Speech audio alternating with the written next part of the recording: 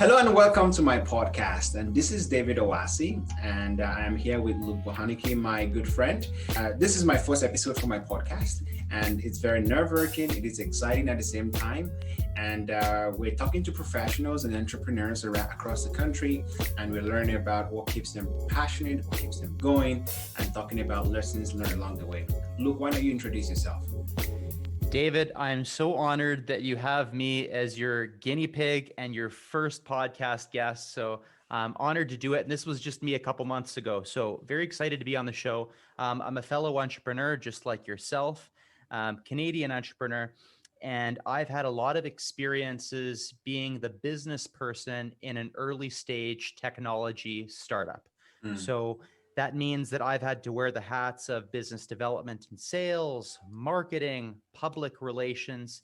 If it's something between our company that is doing some interesting technology product that's going to make the world a better place and the outside world, it's kind of been me involved in that. So I've learned a lot about emotional intelligence. And I think that's one thing we're going to talk a lot about here. You've studied it. I feel I just have an idea what it means, but I think it's been important in what I think is the most important part of entrepreneurship. And that's, how do you find your first customers? How mm, do you build those first few relationships? Startups have a disadvantage and we need help. mm. So being able to manage ourselves and our relationships with others as optimally as we can, I think is invaluable. So I'm excited to learn from you today and bat around some ideas how this applies to business and entrepreneurship. Excellent, Luke. Thank you very much. One of the first things I really want to start from is your branding and the whole idea of first customers. I've always thought that was a fascinating way to brand yourself and just a topic to build upon. Can you just give me a little bit of a reason why that topic stood out to you and why that is important to you? That's a really good question. I was watching a recent video of yours on LinkedIn, and please remind me what the word was, but you should paint a story of how your career progresses. Do you have a Right. word for that? Painting the picture, I guess, was what I painting the picture. Yeah. Painting the picture. So, as you're painting the picture of kind of what your story has been, and I think it's particularly important today because Mm, now a lot of young people don't just do one job for their entire career. They do two, three, four, mm, 20 jobs in their r- career. right. So I looked at my experiences as an entrepreneur innovating in different industries, Mm, innovating in everything from healthcare to agriculture to software analytics.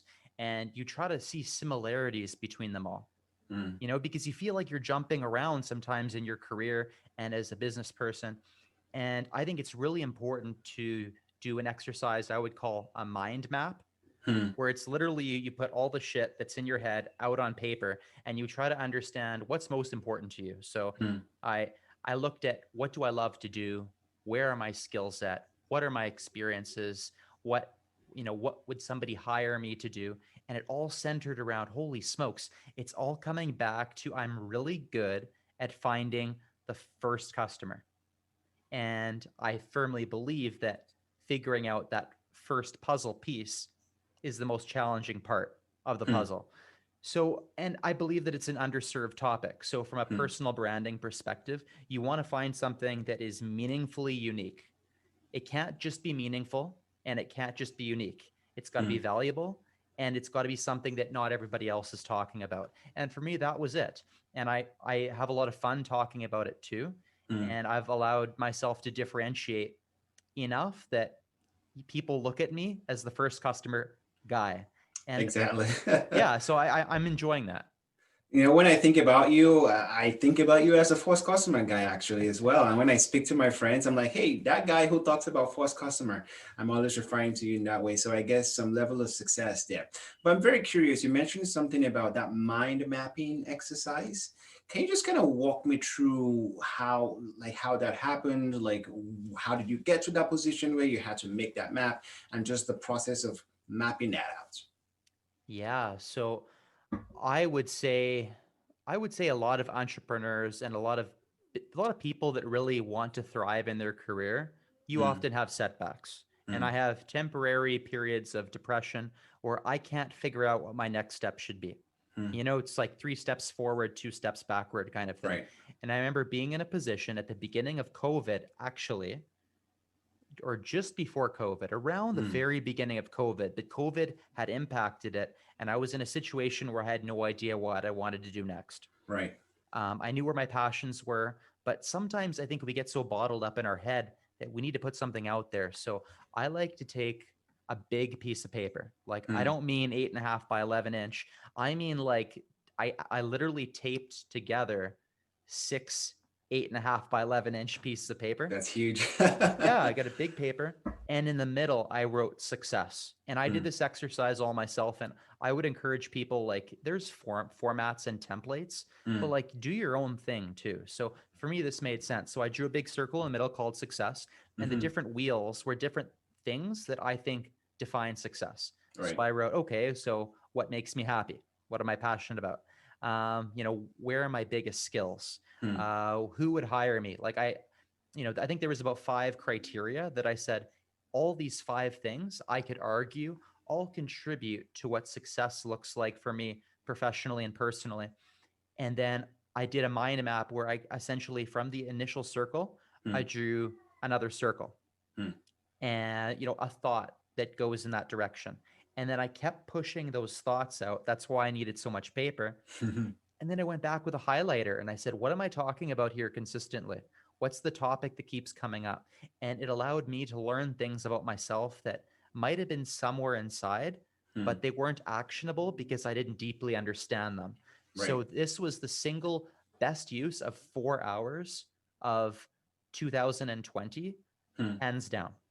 Wow, that's amazing. And so in that exercise, you were able to understand or come up with the idea of the first customer and kind of build on that. Is that how that worked? Exactly. I understood that this was a direction that was valuable to the Hmm. world. It was something that I was passionate about. It was something that somebody could hire me as Hmm. something to do. And it was something that I felt like I had a skill set that was differentiated from others. Hmm. So I was able to look at the fact that I've been involved in 10 separate ventures Hmm. and I found the first customer in all 10 of them. I'm Right. not saying they all succeeded. Hmm. We can say a few of them were astronomical fails, Right. but how can you take the fail and still paint a positive story? And Hmm. that's what I was able to do there. And that leads to more opportunity when you can brand yourself as a particular person that's Right. particularly valuable in an area. Now, people call me and, and ask for my opinion, my feedback as the first customer guy. And that's going to help me in whatever I do next. Right. So, am I going to be the first customer guy in 5, 10 years? Who knows? But I Hmm. position myself as best I can today for tomorrow, if you would agree with that. Absolutely. That's fascinating, Luke, and lots to learn from there. I'm very curious. So, if I was starting a new business today, or as our listeners are thinking of their next entrepreneurship venture, how would you advise someone to position themselves to get that first customer? What should be the first thing they should be thinking about for that first customer? So I think that to find your first customer, I really think it means to learn your first customer. Right. And the only way to do that is by spending time with these people that you Hmm. feel might be first customers. There's no shortcut. There's some things tactically to think about, but I do think it's more art than science. Right. On the science side, like, you know, you should be going outbound. You should not be relying on inbound. Like, Right. nobody knows you exist. No one's going to go to your website. You need to go to them. Right.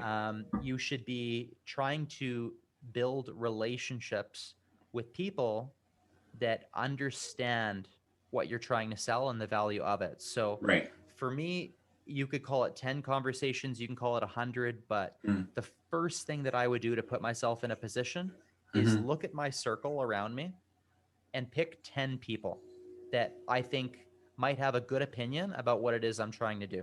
Hmm. Not your mom or dad, unless they're a legit customer, but talk to the people around you, get an initial opinion. And Hmm. don't be like, this is what I'm building. Do you like it? Hmm. No, figure out if there's a problem here that you can solve, show them the way you're solving it, get some honest feedback. And I think you need emotional intelligence Hmm. just to figure out how to get the right feedback, which is a whole conversation in and of itself, how to get the right feedback. but you talk to people around you, you figure it out, and then you start broadening that net Hmm. and you start reaching out to people that you don't know, saying, listen, this is what I'm trying to do. I'm an entrepreneur. I'm trying to solve this problem. I think this is how to do it. Hmm. So and so people are telling me that this is the right way. I want some advice. So the first thing you should be doing is not asking for a sale, it's asking for advice. Because if you can figure out why somebody might like it or Hmm. might not like it ASAP, you're going to position yourself to actually get that first customer faster. What do you Hmm. think?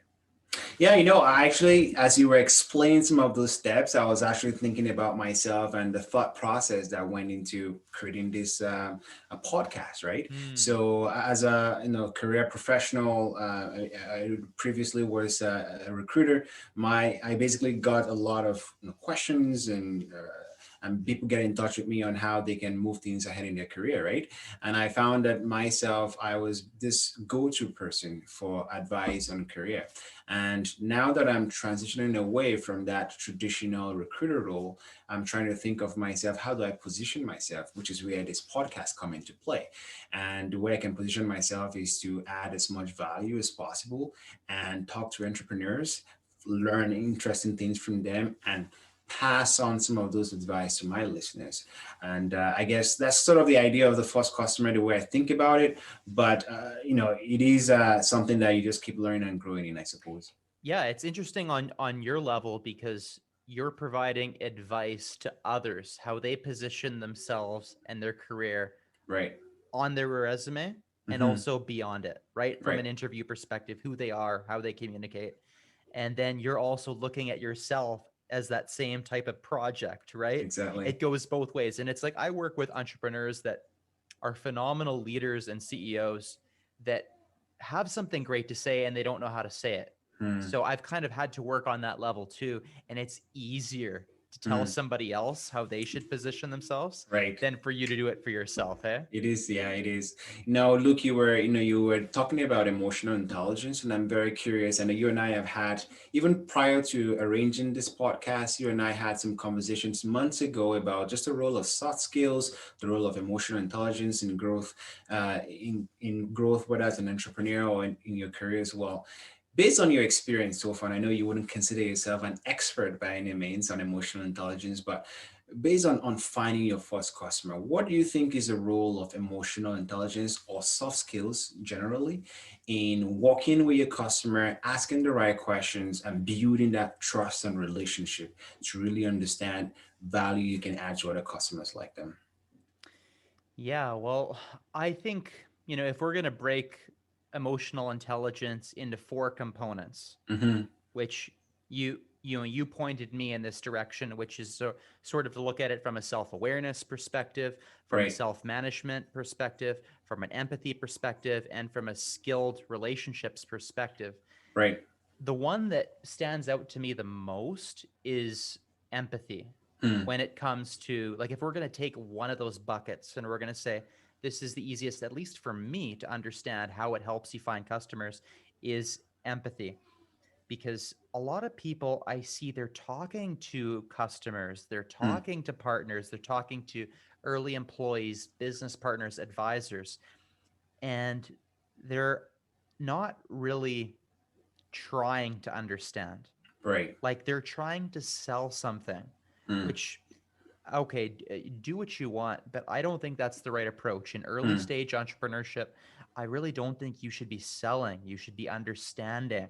Hmm. So I think until you can sit back and really try to put yourself in your customer's shoes, Right. and until you can do that, you won't be asking the right questions, Hmm. and therefore you're not going to get the right answers. You're not going to put yourself in a physical situation Hmm. or virtual, because we're in COVID, Right. where you're going to be able to understand their experience enough to build the right product or service for them. Hmm. And ultimately, you're not going to build the best relationships. You're not going to have the rapport with someone. You're not going to have the trust to ultimately get them to tell you things that they wouldn't otherwise tell you. Sure. So, if you want to build good relationships, if you want to ask good questions and do good customer discovery, if you want to put yourself in the most valuable position to understand what your customer needs, beyond just the words that they're giving you, which are not Hmm. always accurate and helpful, you kind of need to have emotional intelligence on all fronts. And that's my feeling. And I feel that in every situation, again, whether it's advisors, business partners, customers, emotional intelligence will increase the likelihood and the probability that you'll be successful in these early days. Hmm.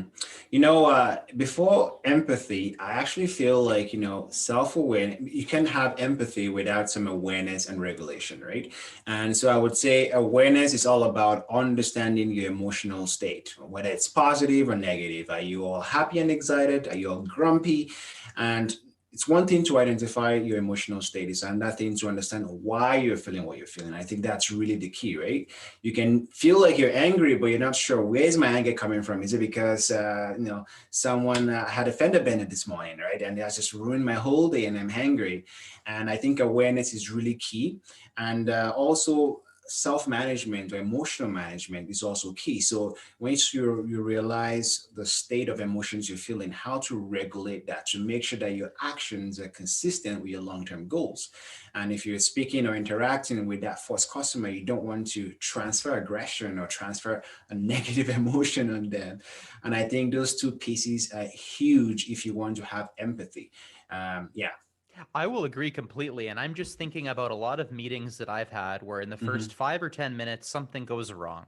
Mm, Something's not good. They're not the right contact, or they're behaving rude. They're behaving mm, like a dick. We all have bad meetings. It happens. absolutely. Yeah. But when you have this bad meeting, I think the difference between an entrepreneur with low EQ and high EQ, the low EQ entrepreneur will be like, well, screw it, screw you. I'm going to move on to the next meeting. Mm, Whereas I think an entrepreneur with high EQ will look at that and say, you know what? I might not agree with this person. They might have mm, woke up on the wrong side of the bed. They might have fallen off the bed altogether. mm, But I'm going to try to extract as much value from this conversation. And I'm going to right. try to give them as much value as possible too, where you Mm, just kind of say, you're able to step outside and realize I'm in control of my own state. I'm right. going to choose not to be pissed off, even though they are. And I'm going to look at this as an opportunity to learn and therefore put my startup in a better position. So Right. I do agree. Yeah. I think of empathy first because I think a lot of people might associate empathy with emotional intelligence. Mm, But I think as you're alluding to, it really starts with self-awareness. It starts with you before mm, it can be somebody else, right? absolutely. Yeah, so it's always start with with you and how you're able to manage and understand your emotions, and then the thing is, if you can identify and recognize your own emotions, you actually can recognize the emotions in other people. So it starts with yourself. But look, I'm very curious for yourself, considering that your branding is all about helping people work with their first customers. And when I think about that concept, it really goes, it applies to professionals, or if you're in sales, or if you're and even in the service industry, that first customer concept really applies. But how would you say someone who think or believes that they have low skills in emotional intelligence, what steps would you think they can take to grow that? Or personally for yourself, how would you say over the years you've improved your skills in empathy, you've improved your skills in handling those tricky relationships, whether it's with customers or stakeholders or colleagues? What have you done personally? Hmm. My first reaction to hearing that awesome question, David, is Mm, I feel like emotional intelligence is a muscle. mm, So it's something that you need to put yourself in a situation that encourages you to reflect on your own self and your own mm. emotions, Right. and also be able to reflect on your communication with others, because Right. right, EQ has those two sides. It's Mm, what's happening in my head and right. with me, and what's happening between you and I, kind of within that air, within that Mm, atmosphere. So I would say it's like a muscle, and the first thing you need to do is just be aware of it. For me, one thing that really helped is I took 100 hours of in-person training for mm, neuro linguistic programming, or NLP. I'm right. not saying you need to do NLP to have emotional intelligence, but for me, it put me in a situation where a few times per week for a few months, I woke up in the morning on a Saturday or on a Wednesday night, Mm, and I had to think about how I was feeling. Right. I had to put myself through exercises to understand my state, somebody else's state. So I would say finding a way to be consciously aware of it is really important. Mm, And I think this opens up a can of worms. But when I was thinking about this, I think other skills relate to EQ skills. Like, mm, for example, if you're an entrepreneur and you're really curious and you have an ego that you can put right. in check. Mm, So if you manage your ego and you're really curious, that's going to mean you're going to ask more questions. mm, That's going to mean that you're not going to think that you have all the answers. You're going to say, sure. I think we're doing something good, but there's things we don't know. I'm Mm, curious. Tell me this, that, and the other. And the more questions you ask, the more opportunity you have to gain empathy, anyways, right? Like, mm, I don't think empathy is something that we're all necessarily born with. I mm, think you can gain it. I think empathy is, it's the process of learning to think about others and true. not just ourselves. So I think you can grow it. Mm. I definitely agree with you there, Luke. And I think empathy, again, is a muscle. It's not something that you start out day one all awesome at, or you're extremely bad at it and you can't improve it. It's something that you're growing. But when I think about my own entrepreneurship journey, I remember my first business I ran, a painting company. I was really bad in my emotional intelligence skills. Actually, it was so bad because on my first day on the job, two of my employees quit because I could not handle myself. I know it was really bad, not my proudest moment. First day, first First day. day on the job, yes. And the reason was, something went wrong on the job, and I was kind of just yelling, going all over the place, and losing my cool. And everyone was like, "If this is the guy I'm gonna be working for the rest of the summer, I really don't want this." And he just walked away. It was then I knew, okay, yes, I need to make some changes here. And one of the first ways actually I was able to improve the skill was through journaling. So, it is easy to it is easy to have all of these feelings. It's very natural actually to have feelings, like there's nothing wrong with them. But I found that when I was able to write about them, whether they're good feelings, if I had a great day, things were awesome in my business or in my life, I wrote about how I felt and why I felt the way I felt, Mm. and how I am feeling and all the situations around that feeling. And then on the low days where things are really bad, I also write about those feelings as well. And the act of journaling I found was almost a conversation with myself, a forced conversation. And when I was able to do all of that, I started to be able to identify feelings because I wrote about them. And in the future, if I was feeling frustrations, I'm like, oh, I wrote about that last week. I'm right there again. And if anything, I sometimes would go read my old writings to understand how I felt in those moments. And it helped me understand that it's very, very temporary. And you should not let that one isolated emotion ruin everything and undo all of my hard work with my crew or the morale of my people, right? And I think if I'm going to advise anyone on how to improve that skill, journaling is definitely the easy thing to do. So conversing with yourself and having that dialogue with yourself, I think is good. That's fascinating. Are you able to share? So you had this moment. You had this. Hmm. You hit rock bottom from Right. an emotional, intelligent. How you were exhibiting your behavior. Hmm. Then what happened that made you want to study this? What happened that made you want to go from what everybody else is today, which Mm. people just know, oh, EQ, control our emotions. What made Right. you want to take it to the next level and study it? Yeah, absolutely. So, thanks for the question, Luke. That's a great question. I felt that, if I wanted to hit my long-term goals, I can't do everything myself. I need strong, reliable partners, whether as employees or as coaches or as friends who really will be there for me through thick and thin. And I felt that, if I wanted to grow those relationships, I had to be smart about it. And for me, that was sort of the realization that my skill levels were nowhere where I wanted them to be. And that started that growth process for me. Totally. Yeah, that's so interesting because I never thought about where my interest in the topic originated.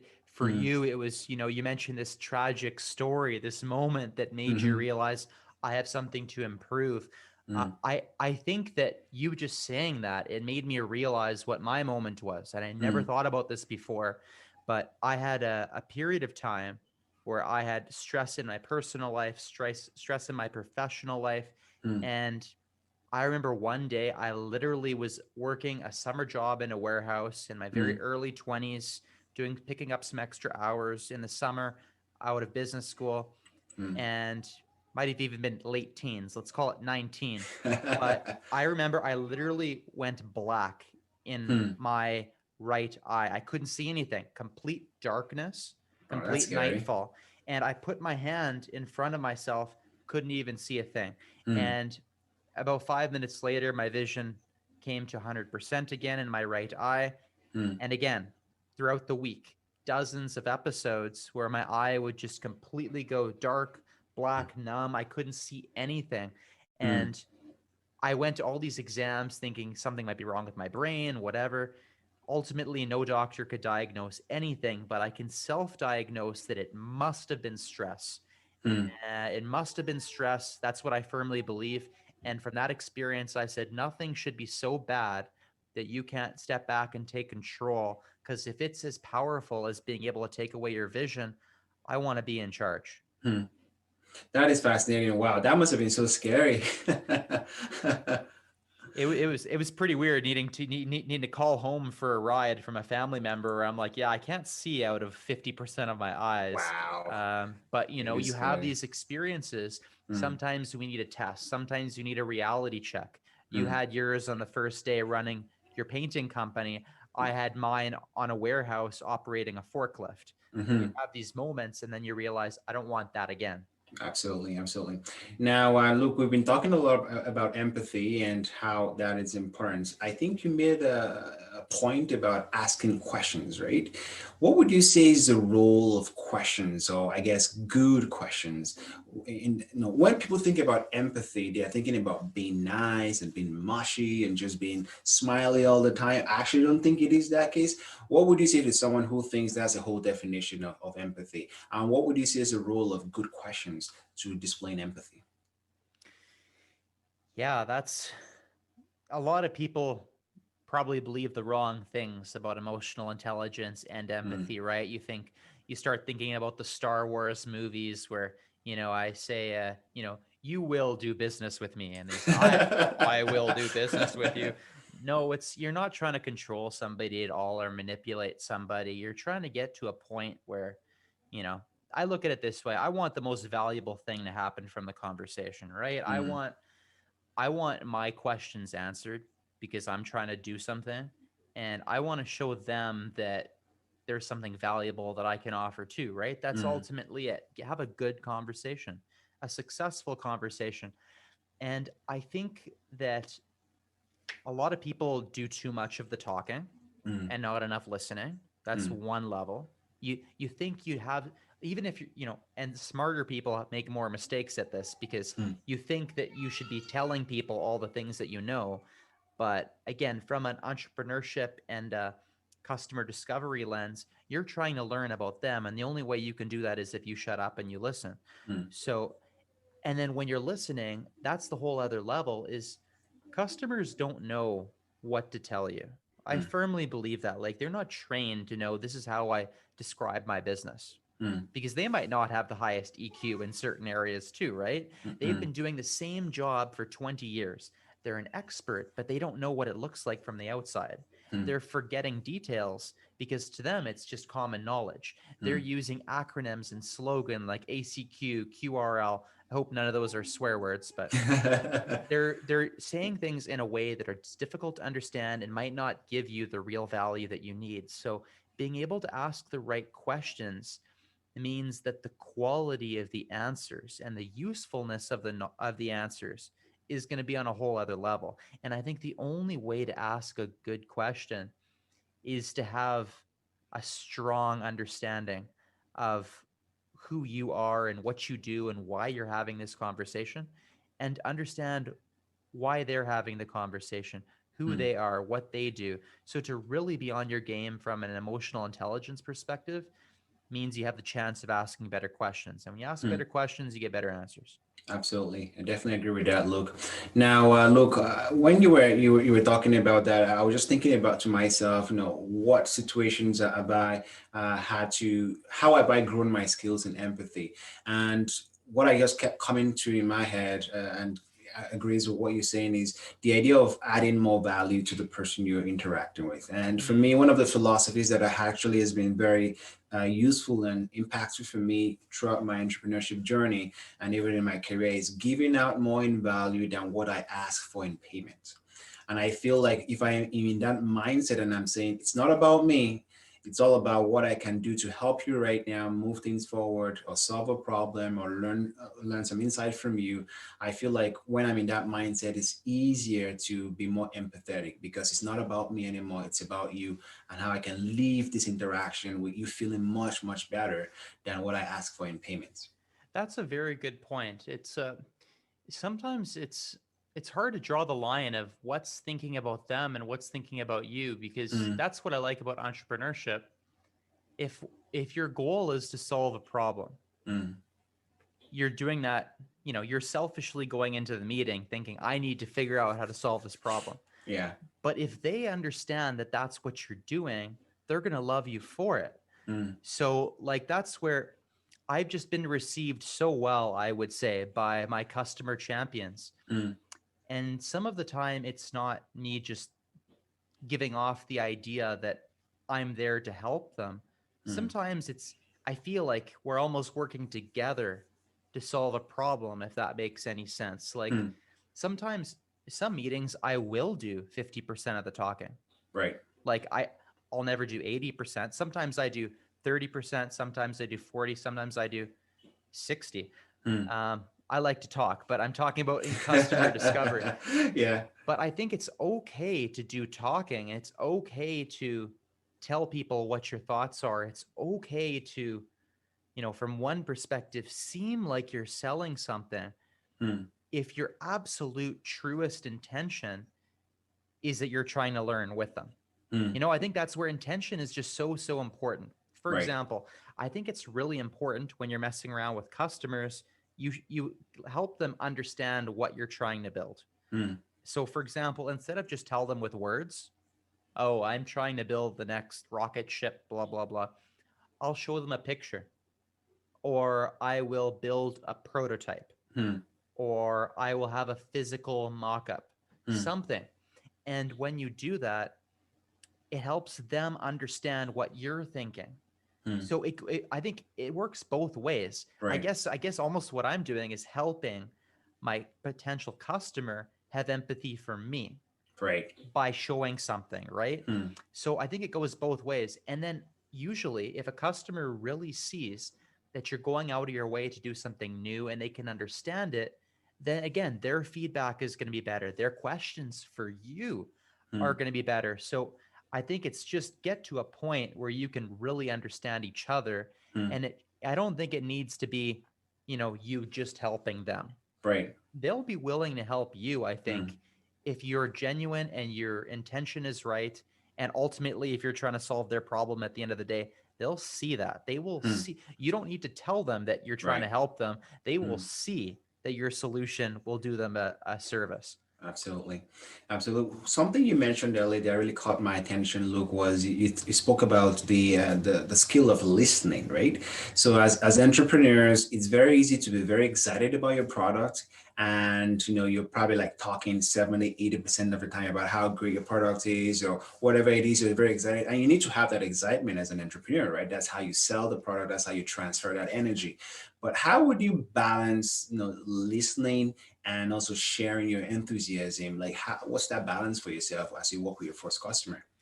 Yeah, I feel like that's an emotional intelligence thing where you got to make that decision like in Mm, the situation, right? Like some situations it makes sense for you to do more talking.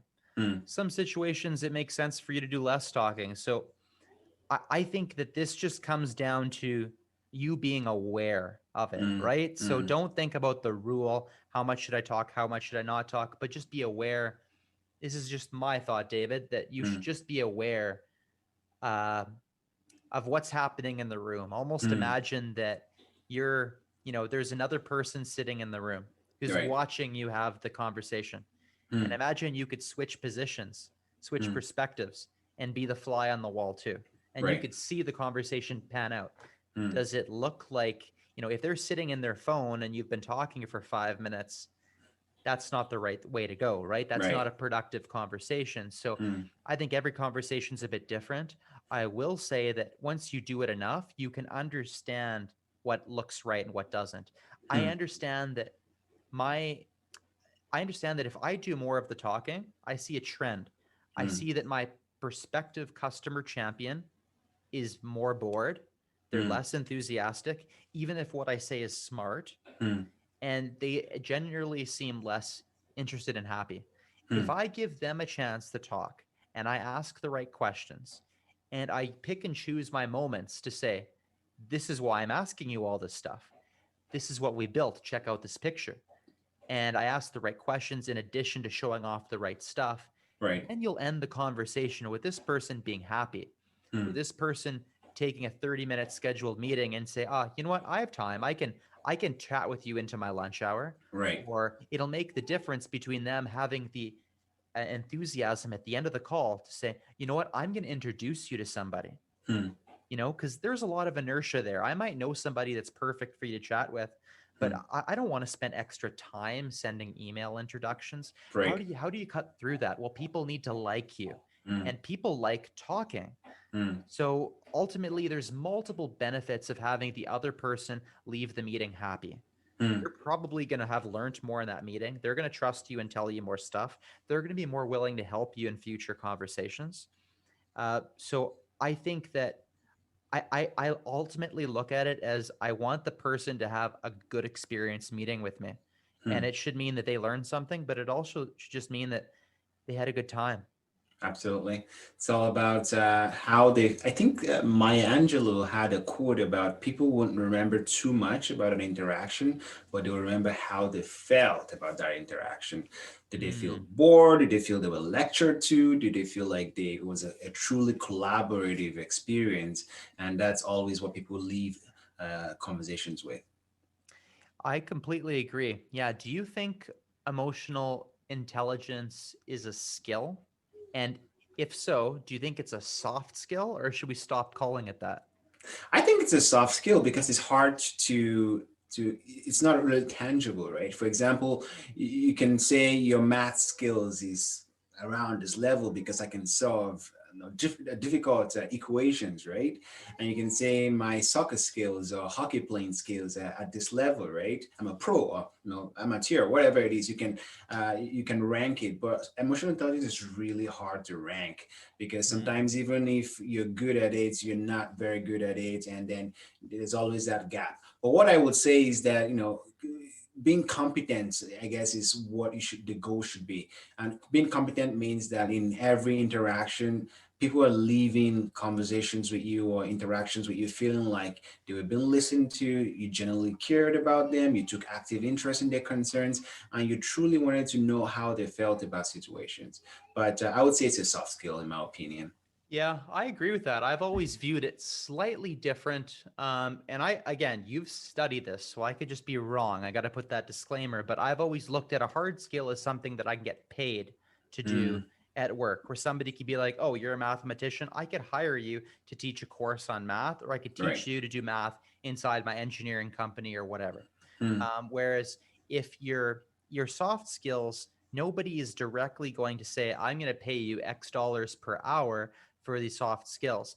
But I've been told by multiple people this year, like multiple, honestly, that have said stop using the term soft skill. And their perspective is probably one which you agree to, is that soft skills are a skill. mm, And kind of, though some people see the word soft as you're kind of lowering the value of them. Whereas mm, I'm going to look at this, and if I'm starting another startup tomorrow, I mm, am not hiring somebody that doesn't mm, have high EQ. For my first 5 to 10 hires, high EQ. mm. Why? Because these people are going to learn more about the customers. These Absolutely. people are going to be able to handle the ups and downs of building a resource constrained thing. Mm, These people if we have struggles and challenges, whether it's Mm, related to finance, customers, projects, they're going to be able to work within themselves and with the team in order to get by. yeah. So I look at it and it's like I would prefer to have someone that's strong Mm, in the soft skills and mediocre in the hard skills, mm. honestly, than to have somebody that's strong in the hard skills but mediocre to poor in the soft skills. That is a very, very good insight and just thought on the value of soft skills. And I think just looking at the history of emotional intelligence, so back in the after World War One, so World War Two, or at least between the period of World War One and World War Two, the emphasis at that point was all about your IQ, how smart you are, how can you solve difficult questions, how can you do stuff like that. But then as we moved past the industrial revolution and we started to move into the internet age, I suppose, and technology, and automation, all of a sudden, we were like humans and people, they were needed to more than just be on the assembly line. You had to do more complicated things.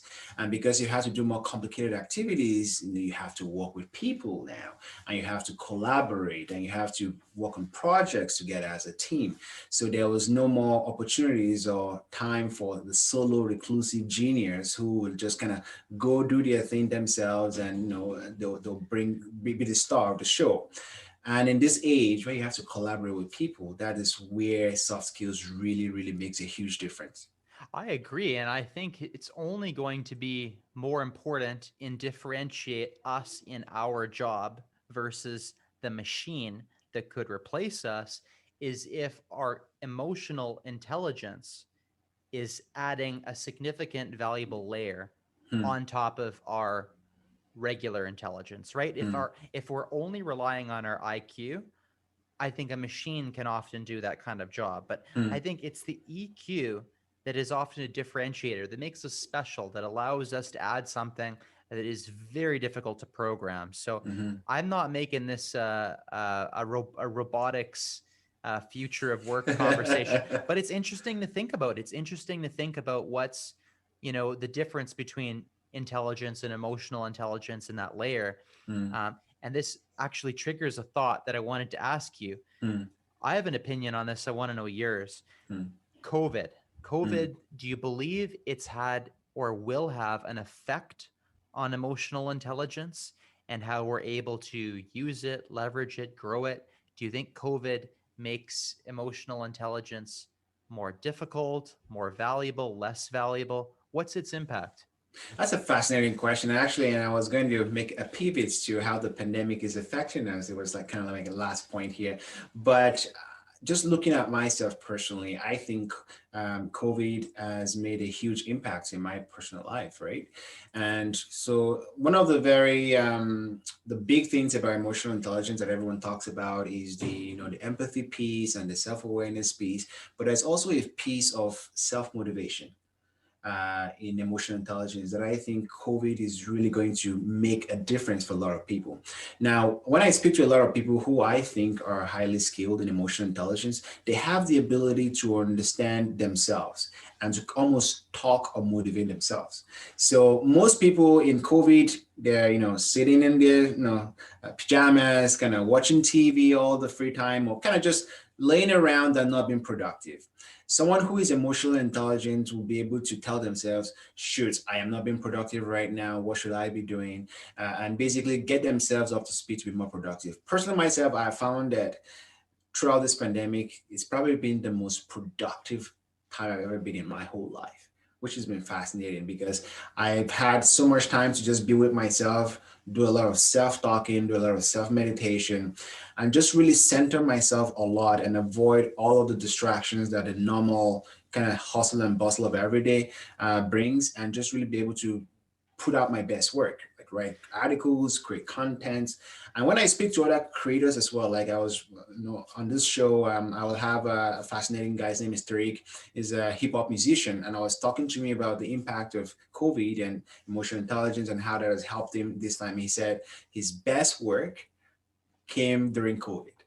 So it's very interesting because I think COVID will be sort of the game changer for a lot of people in their careers. They can find some inner strength or some inner knowledge or some inner insight that they otherwise would not have had access to.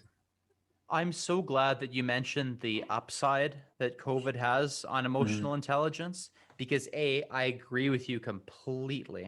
mm, And I also see a total negative side to it too that I think people need to be aware of. So combining your tip with what I'm going to say, I hope that that's something good for our listeners here mm, because I see a lot of people that are using technology mm, and automation and digital tools, mm, and they're using the fact that we're not sitting in the same room, and that we're not allowed to, you know, participate in large social gatherings.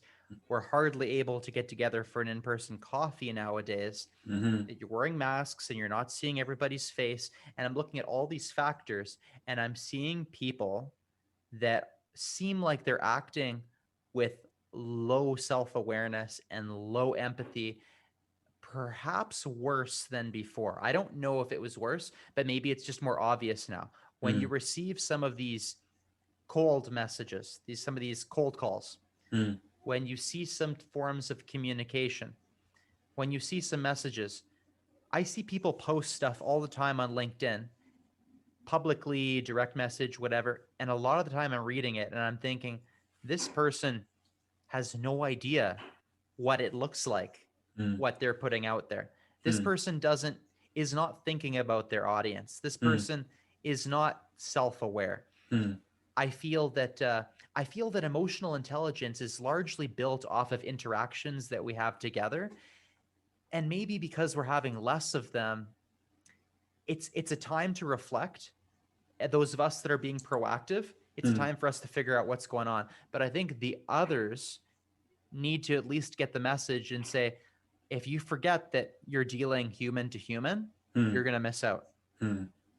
I think I definitely agree with you. I actually didn't think about that, but that is huge and that is true. I think the more you interact with other people, the more practice you have around how other people take things, and the less and less you have that contact, the worse that skill gets, especially if you're not actively trying to talk to other people and network and connect. So I think COVID definitely will be a huge disadvantage for a lot of people, especially those who do not naturally have that aptitude to feel emotions or to read and gauge what people are thinking. I think that's unfortunate, and people like that have to take that extra step to make sure that they're not losing out.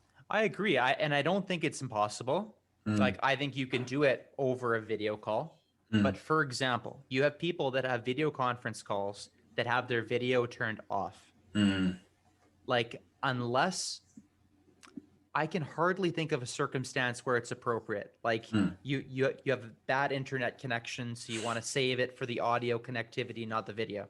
mm, Um, you had the call that happened, you know, just spare the moment, and you mm. weren't planned for it, and you're naked. Like, Right. yeah, turn your camera off. But honestly, people that choose to have their camera off in a virtual meeting are choosing to shut down part of the human element of doing it in the first place. Mm, So I'm all for anything that more humanizes the conversation. Even if they're seeing me in a shitty background, mm.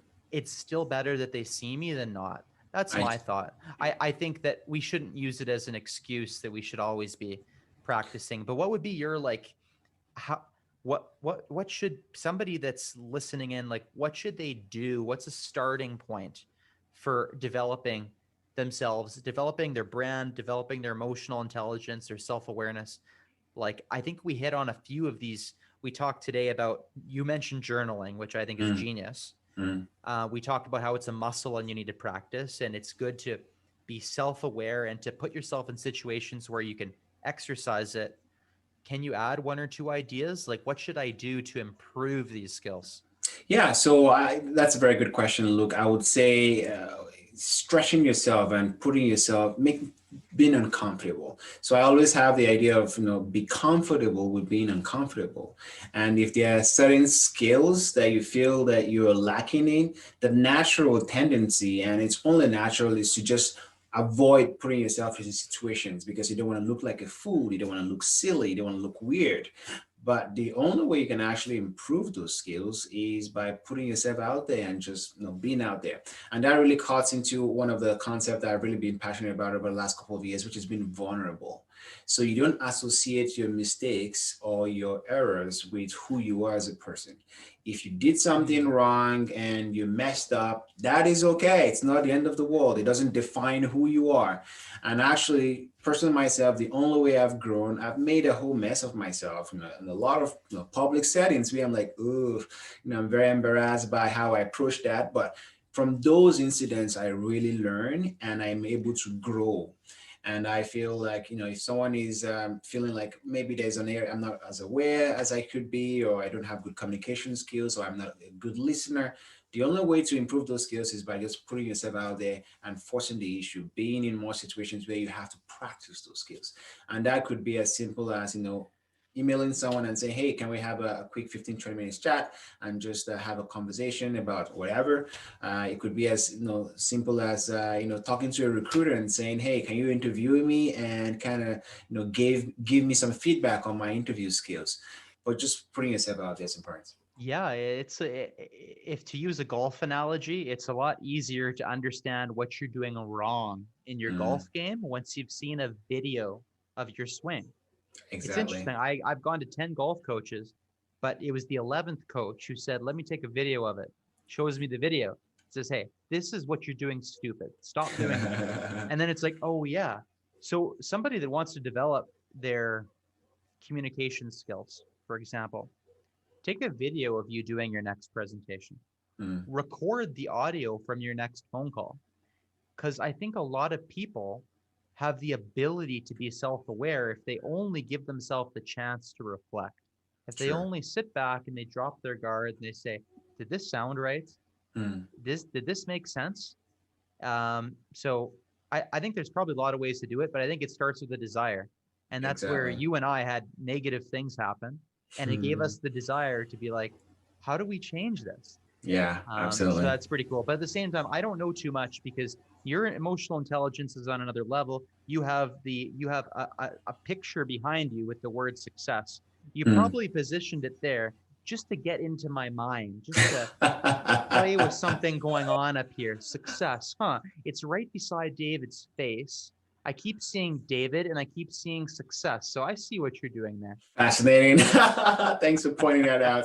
That's awesome, Luke. It's been a fantastic pleasure speaking with you on all of these topics. I really think your branding on the first customer is a huge, huge topic. I see you writing a book about this based on your experiences over the next couple of years. There's so much material out of first customer. Yeah, it. You know what? For those of us that are lucky enough to have our health Mm, right now, it's there's a lot of positive things that can happen this year, really. So I think a lot of us should try to be optimistic, to take care of our friends, our family, our loved ones. mm, But it's a great time for self-reflection. Like you've mm, mentioned, it's a great time to think about what makes us happy, how to position ourselves, how to improve our emotional intelligence skills. And I'm really glad that I had the chance to think about this on a deeper level than mm, honestly I probably ever had. I know that EQ is important, but mm. I've never had the chance to walk through the thoughts in a conversation. So thanks a lot for having me on your show. And I wish you an awesome next number of months as you get rolling. I can't believe you have 15 guests lined up, and I'm glad to have been number one, buddy. I'm thank you very much, Luke. It's gonna be a very fascinating journey. One of the things I always do with myself is if I have an idea, I just want to act on it right away, while that enthusiasm is still there. Because no matter how great your ideas are, ideas are only ideas, and you have to put some actions behind it and kind of force the issue or force yourself to act on those ideas. Otherwise, they're just gonna be ideas. Totally. Yeah. You got to take them off of the paper and execute. So I respect you a lot for doing that. And I'm excited to see what you do next. Thanks, Brad. It's been a pleasure. Pleasure's all mine.